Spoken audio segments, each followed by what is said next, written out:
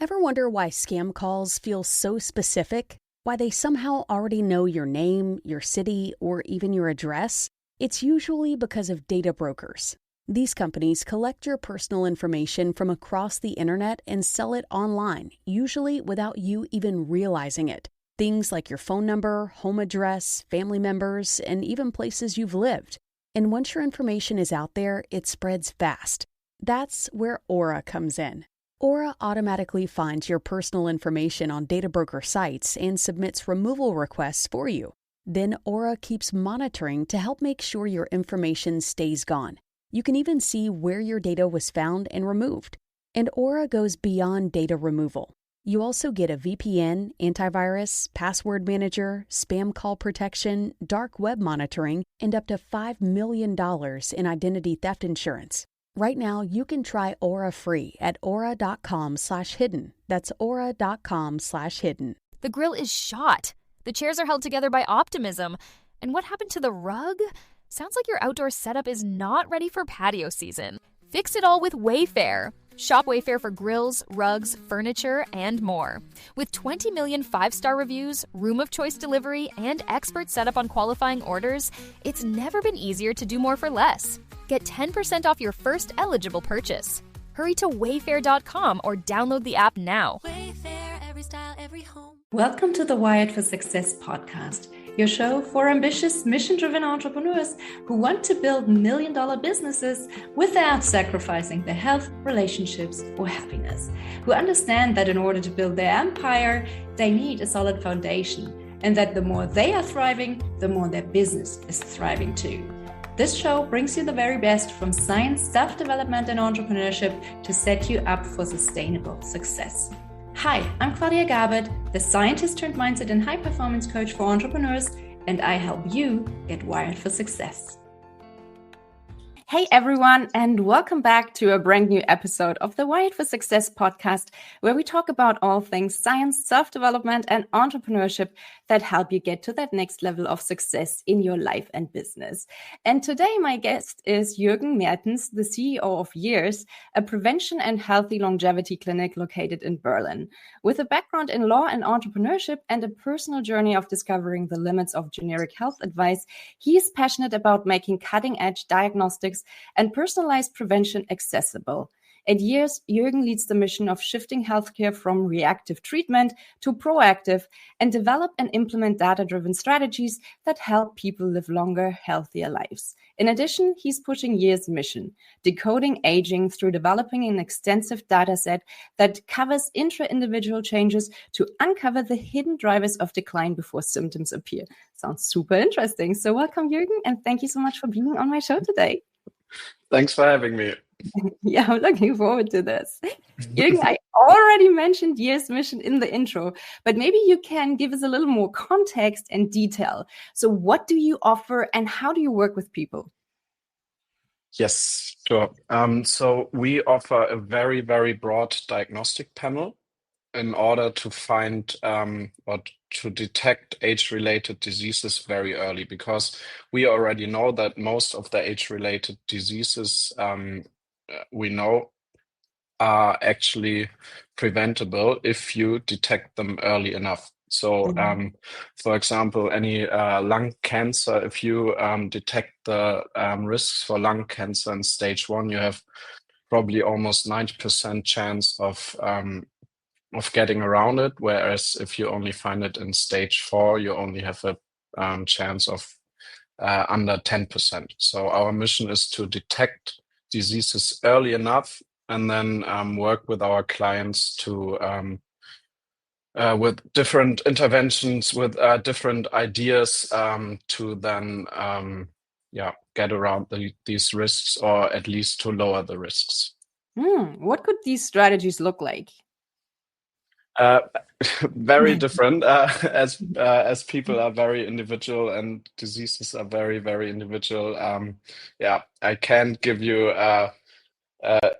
one answer to that. The most diseases or the most risks can be lowered by simple lifestyle changes. So we know that a healthy diet lowers risks quite a lot. We know that working out helps. We know that not drinking alcohol or smoking helps a lot. So it's unfortunately for many of our clients, it's the basic things we are helping them with. Many of our clients are expecting like a blue wonder pill, Mhm. and they're always a little sad when we tell them, "Hey, look, you just eat healthy, sleep enough, and work out every now and then," and that's the biggest leverage we know as of today. In the end, it's pretty much common sense, right? Yes. Unfortunately, there is no silver bullet. I hate to break it to you people, but you have to do Not yet. the hard work. Yeah, So, not yet, at least. yeah, and I wonder if there ever will be. Now, you have a background in law and entrepreneurship, not medicine. So, what moment or maybe realization made you want to decode aging and redesign healthcare? Well, good question. Yeah. So throughout my career, throughout my life, I got so much input on how to live healthy, on what to do, and at a certain point, I always felt like that no one actually had a clue, or not many people had a clue, but you get thousands of different ideas every day, different interventions every day, and I went into the topic and I realized that today we know so much about so many different things, but we don't actually know a lot about aging, why we age. Is aging, is it maybe a disease? Is it a process? What is aging and what makes us age? We don't know a lot about it, and it's super, super interesting. And I believe that in the next 5 to 10 years, we will find out a lot about aging, and yeah, it's just super interesting to be part of that journey, actually. I totally agree. I think it's super, super interesting. But I also know that prevention and longevity often sound really abstract to most people until they really hit home. So, what personal health experiences showed you the limit of just the generic health advice and convinced you that prevention had to be personalized? Yeah, so look, I've in my personal health journey, I've at some point I built my own logic based on all the input I got. And I figured for myself that as long as I work out a lot and hard and maybe even every day, I can, for example, eat whatever I want, and I can maybe not sleep as much as needed. And I thought I was pretty healthy, right? Because I Mhm. just worked out. Um, and then at one point, I obviously ran through the years diagnostic, and I was quite confident because I work out a lot. And yeah, the results were quite shocking for me because, for example, I had a pre-stage of a fatty liver, and Whoa. I couldn't understand it because when I look at me, I look quite fit, and I was like, okay, no way that I have a fatty liver because I work out a lot, but it's just a wrong logic I created for myself because even though I work out a lot, I still have to get on a healthy diet, and I still have to sleep sufficient and enough. And yeah, that kind of made me thinking and made me realize that many people don't really understand yet how prevention works and how complicated it is and how different fields actually come together. It's all interconnected and it's so Yes. complex. And just doing one thing does not give you a free pass to just not think about the other things that come into play to keep you Yeah. healthy. And unfortunately, our current healthcare system is really just designed around treating symptoms once they appear. So, from your perspective, why is society so addicted to reactive care? And what do you think it will take to break that cycle? Yeah, good question. I don't think we have a healthcare system. It's more like a sick care system, Mm. in my point of view. People only, or in general, only start looking for medical advice once they see symptoms and once they are ill. That's a huge problem because in the end, it gets more and more and more expensive. Prevention actually is much cheaper than the reactive care we are living in right now. I just hope that, or I know that the politicians and the insurance companies they know of that problem. I think we are just on the verge of a huge shift also. In politics, I believe it just needs a little bit more time and yeah, more people talking about it, spreading the word, and then eventually in the next 3, 4, 5 years, I believe we will see a change. No, I hope you're right because it makes so Yes. much more sense to do it this way. So I'm happy to help you spread the word. Yeah. Now, you're building years to collect intra-individual data and catch early decline, as you said. Can you share maybe one or two early signals that most people completely miss? Something surprising that people don't often think about. Um, yeah. Also difficult to to Sure. to name one, to show one signal, because it's so different. We have clients from 18 to, I think our oldest client was 88 years old, so it's obviously completely different. What I find fascinating is really this, also what I had, this fatty liver Mm. issue. We do see that quite often. Um, and we do see that quite often on people where you wouldn't actually think that Oh. they had something like that. And that obviously has a lot to do with our modern food industry and all the processed food we're taking in. So that's quite interesting in my point of view. Definitely. Now, many ambitious people, they actually sacrifice their health for because they think they kind of have to do that when they're chasing growth in their businesses. So from your point of view, what's the one habit or pattern of behavior that you see in a lot of entrepreneurs that accelerates decline the fastest? Is it just giving up a healthy diet because they eat a lot of junk food, or what else do you see in your fellow Yeah, entrepreneurs? yeah, it's all connected. Most people are just stressed out. They look at the phone every 2 seconds. That leads to bad sleeping habits. That then leads to a bad diet. That then leads again to maybe not working out that much, and this then again leads to stress and not sleeping well. So it's basically like a flywheel, really, Mm. all connected, starting yeah, probably with stress, and then going into not sleeping enough. Imagine you could hand every founder a longevity playbook. What would the first two or three practical systems or ritual be that you would insist they implement right away? Yeah, again, unfortunately, the simple things. Maybe start by turning your phone off 3 or 4 hours before you go to bed. Eat healthy, meaning I mean, not you don't need to not drink alcohol, in my point of view, or not enjoy some nice food every now and then, but maybe focus on not having processed food.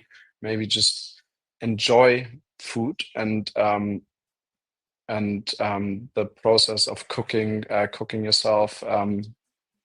Use the farmers market, buy fresh food, and then just sleep much more than you think you need, and build a habit of sleeping, because most people they're used to maybe only sleeping 5 hours or 6 hours. Um, but you can also get used to sleeping 7 or 8 or even 9 hours. It's just another habit you have to build, you have to learn. It's a process, right? So you could just start by trying to sleep 10 minutes more every night, every day, until you reach 7 hours, 8 hours, or 9 hours. You make it sound so simple, but especially like the sleep bit is something that I have my difficulties with, because I can force myself to eat a healthy diet. Sure thing, no worries. I can force myself to exercise. It's simple, but I cannot force myself to sleep. So if I can't sleep, I can't sleep. I know that sleep hygiene and everything, but I find sleep is the hardest one to tackle. How about you? Um, I find the hardest one actually a healthy diet. Really? Yeah, Interesting. I got into I got in I when I started, I thought sleeping was really hard, but at some point I just started enjoying sleep and looking forward to sleeping, and that change of mindset actually helped a lot. Quite Mhm. interesting. And yeah, I just find it super difficult to have a healthy diet because it's so convenient to order food within minutes, and you have so many easier options than going to the farmer's market and buy healthy food and then cook it yourself. So that's my personal issue at the moment. Okay, so you have to remove the friction. You can order Yes. like farmers market stuff to your house. You know that, right? You can have those boxes delivered to you. Yeah, but yeah, true. I don't find it that convenient. Oh, I find it more convenient to order junk food. yeah, okay, I get that. And apart from that, I mean, a lot of people think that living a healthy life or having a healthy diet has to be super expensive, which I don't agree with.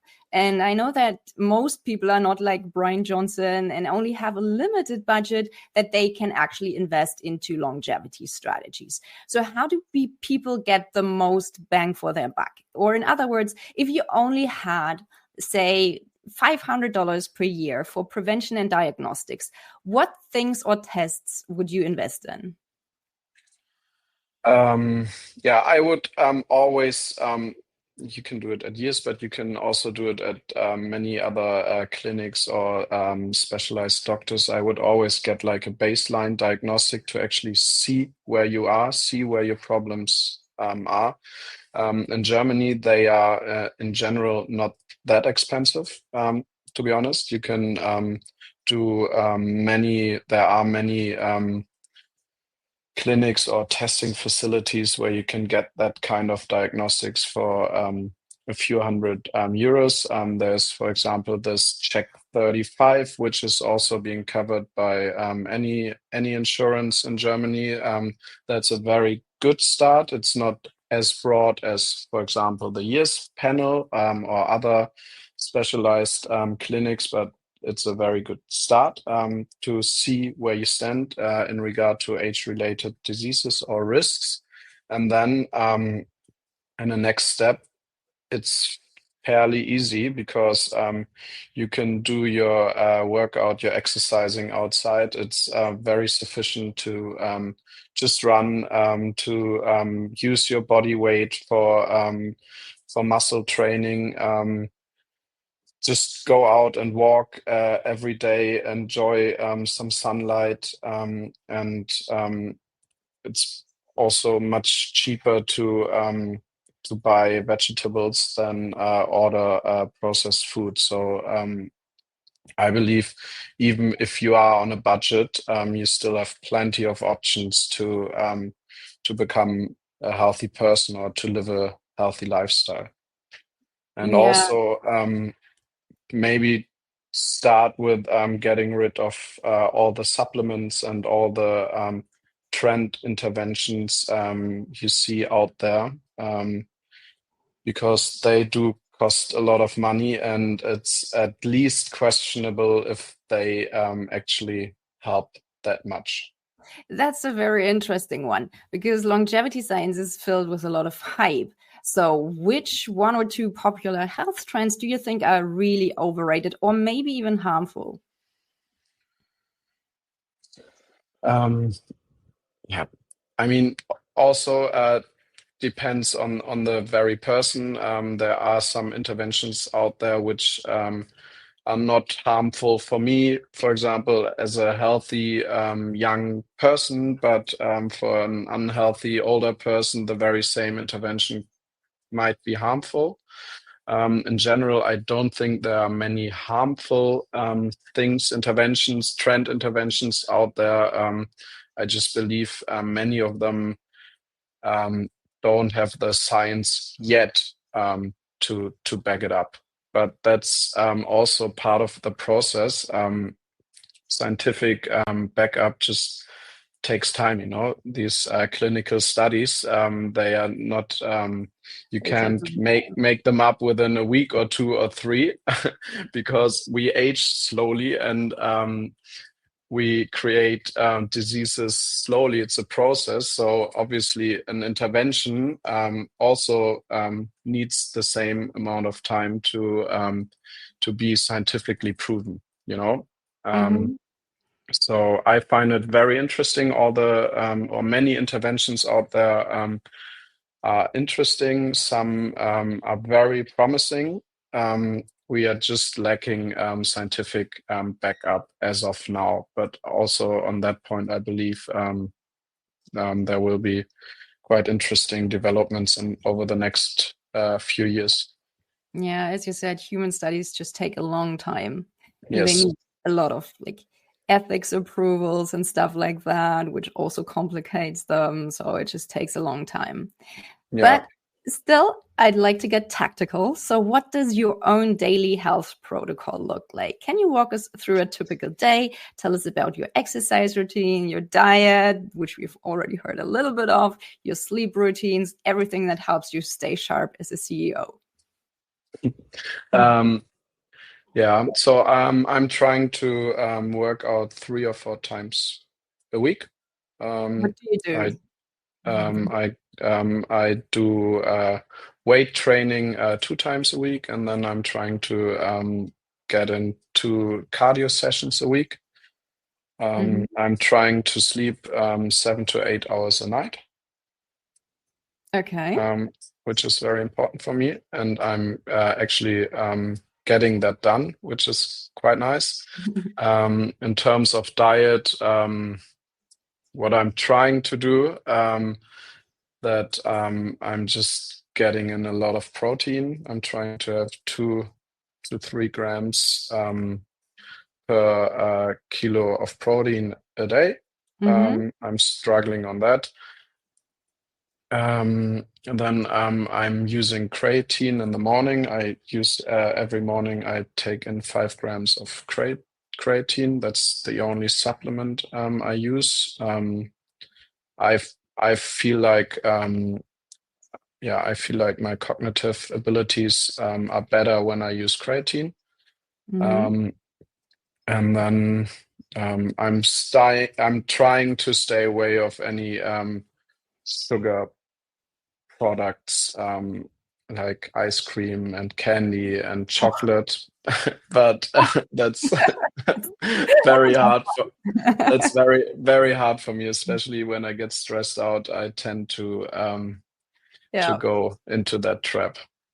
Yeah, me too, every now and then. So you don't use any other supplements. That's super interesting. I use creatine as well, but I do have a few others that I take on a regular basis. So why just creatine? Good question. I tried out a lot, and always over a period of a few weeks, a few months. But the only thing that stuck was creatine, probably because that's the only supplement where I actually felt an improvement. I felt something was different. During winter, I obviously also take vitamin D, but only after being tested for vitamin D to see if there actually is some problem on my vitamin D levels. But other than that, just creatine. Interesting.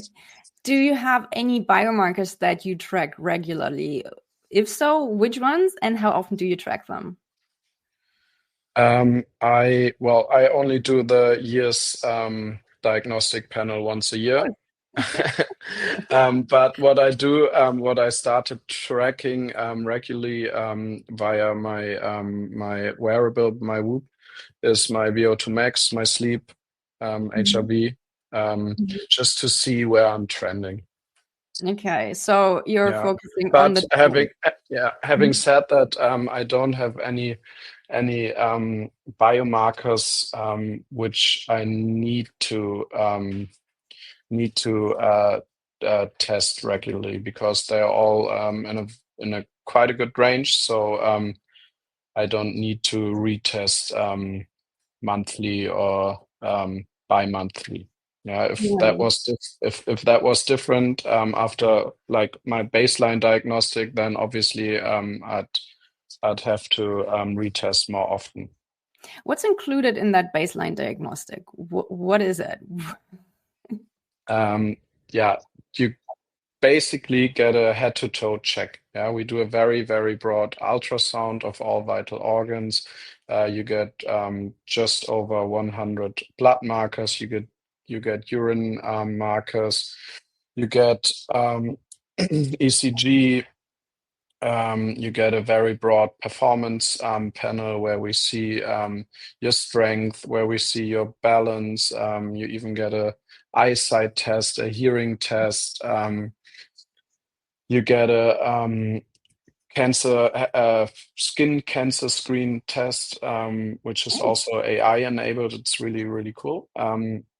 You get a body scan, so we see your body composition, your body fat, your muscle, and so on and so forth.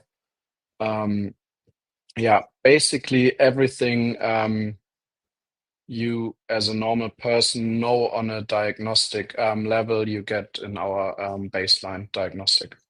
That sounds super interesting. And how much does it cost to do the basic diagnostics?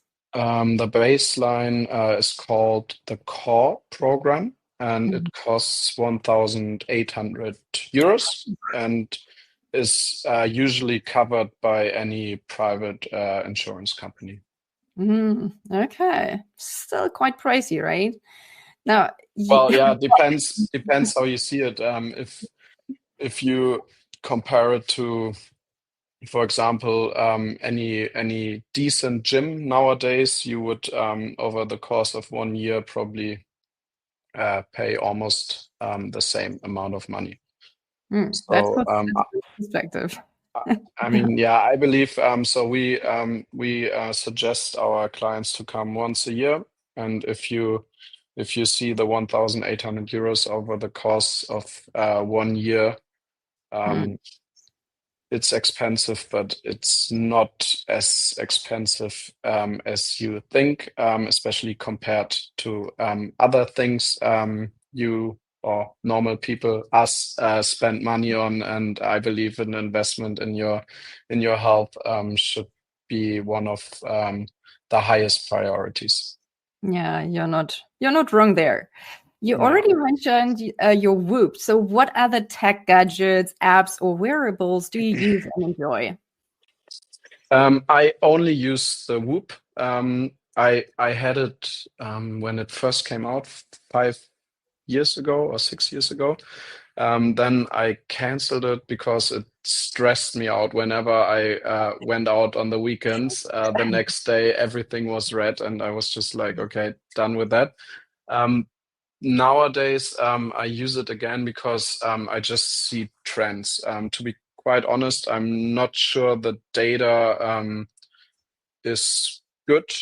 I feel like many times it doesn't make sense, but yet again, it's good enough to see trends. Yeah, if I sleep poorly over a course of a few weeks, I can just see it and then obviously adjust my lifestyle. So I like it, and I would recommend anyone using any wearable. Yeah, it doesn't have to be Whoop. There are rings, there are Apple Watch, whatsoever. There are many wearables out there.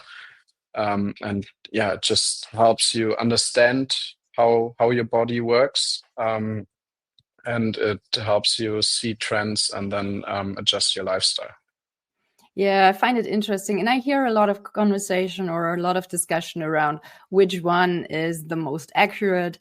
And I don't really get it, because in the end, I think they all have a systemic error built in, basically, because they use different methods. So it doesn't really make sense to compare one with the other. It's just for you to see, as you said, the trends. Just see whether if you use the same system and it shows a trend in whichever direction, that gives you an indication of what you should do or not do, maybe. But it doesn't really make sense to compare the Whoop with the Apple Watch and whatever else, in my opinion. Yeah, totally agree. I don't understand why people compare them. Just choose one, stick with it, and then you're in that cosmos of the very variable you chose, and then you can see trends no matter how accurate the data is.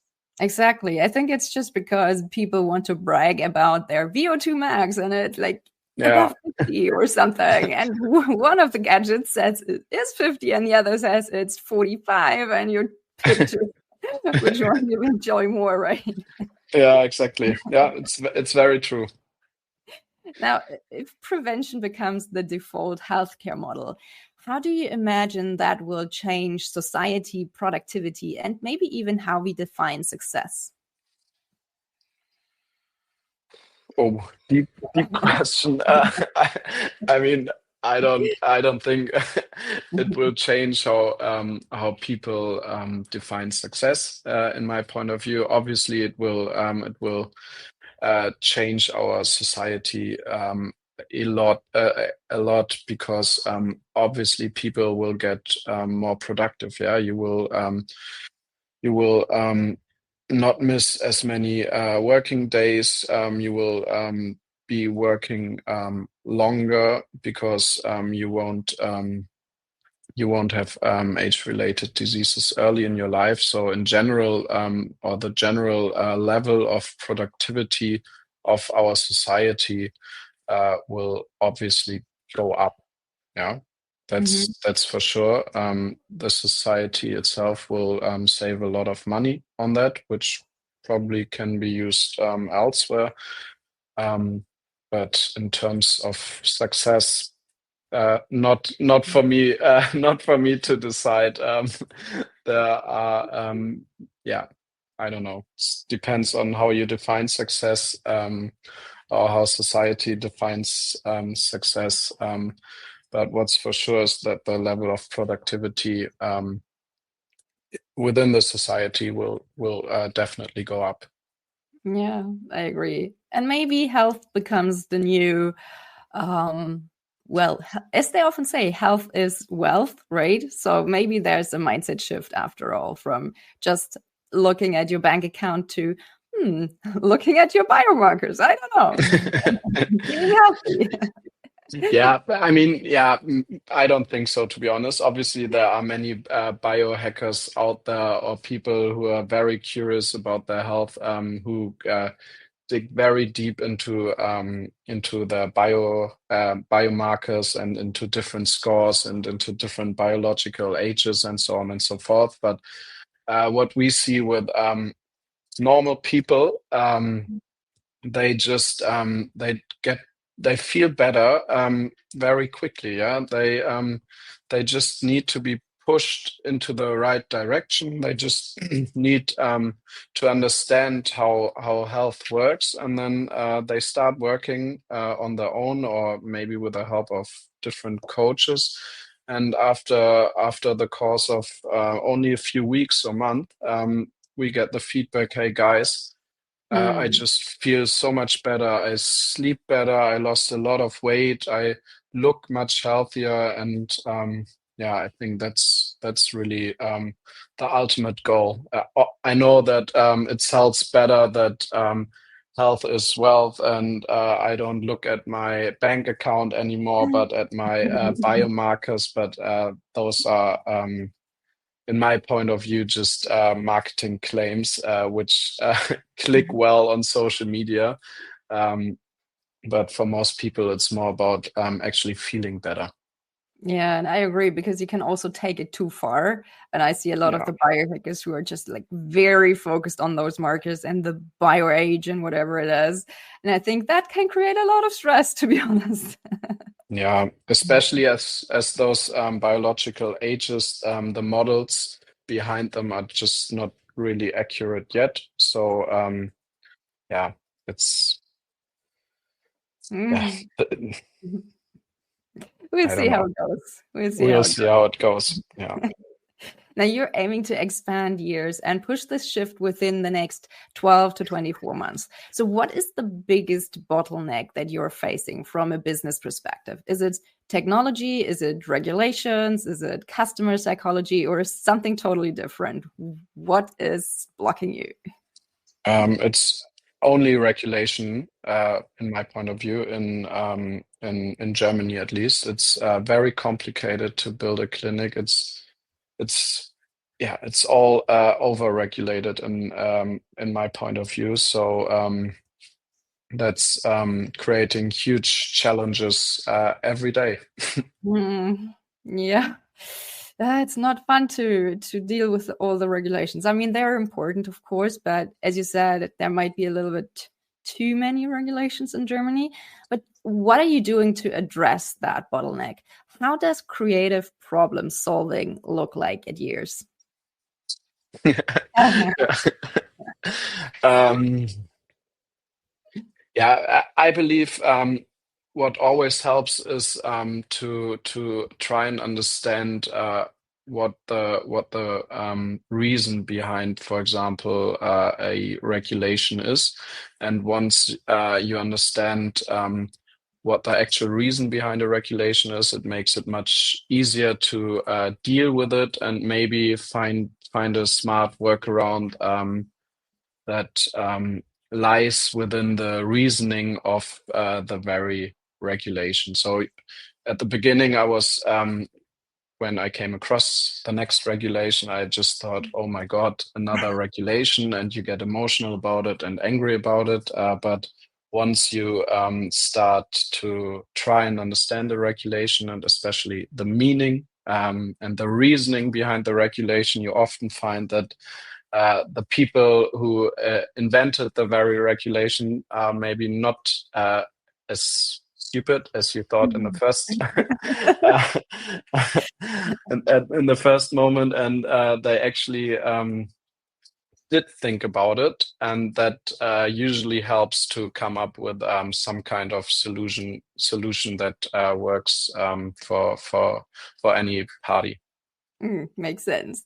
Now, do you Yeah. have a decision-making framework that you use to prioritize action steps, or do you or to make tough decisions, or do you solely rely on gut instinct? How do you make decisions?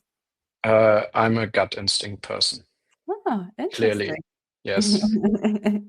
How's that working for you? So far, so good. No, yeah, I mean, I have people around me who are very analytical and do analytical decision making, and I'm just more of a gut feeling person. And if you combine these two approaches, you usually find good decisions. I agree, but what do Yes. you do if the analytical people around you do not agree with your gut instinct? Who wins? Yeah, good questions. Obviously, these two different approaches create a lot of discussion and also maybe tension. But that usually helps to start a process and then eventually find decisions which are even better, even smarter than the idea of the gut feeling guy and the idea of the analytical guy. You put it together and then you discuss it, and a process is starting, and eventually a completely new idea is coming out of it. So I think just communicating well and understanding the reasoning behind the other approach and deal with it. And then, as soon as a process is starting, you usually find good decisions, in my point of view. It's all about communication and being open to a compromise. Yeah. Right? Yeah. Right. Final question. If you could whisper just one piece of advice into the ear of your 25-year-old self, just starting out, what would it be? Don't overthink, don't over-engineer, just get a ball rolling, just start doing, get a ball rolling. It will most certainly not end up where you anticipated it to end up, but I feel like if you get something going, something is gonna come out of it. So I would always advise to not plan and analyze and calculate, but just get going. Don't get stuck in analysis paralysis. Just get it done. Yeah, just get going. Just start. Yeah. Fantastic. Jürgen, thank you so much for sharing your vision and your insights with us today. It's been great talking with you. Thanks for having me. Keep up the great work. Take care and talk soon. Bye. You too. Bye-bye. Thank you so much for listening to the Wired for Success podcast. I hope you've enjoyed this episode. If you did, please take a sec to rate and review my show or share it with a friend. That way you can support the show and help me reach and support other entrepreneurs like yourself as well. If you would like my help to figure out how you can go from overwhelmed and overworked hustler to empowered and confident leader, check out my website at www.wiredforsuccess.solutions and book a free 20-minute strategy session with me. Can't wait to help you get wired for success. Until next time, take care. Bye.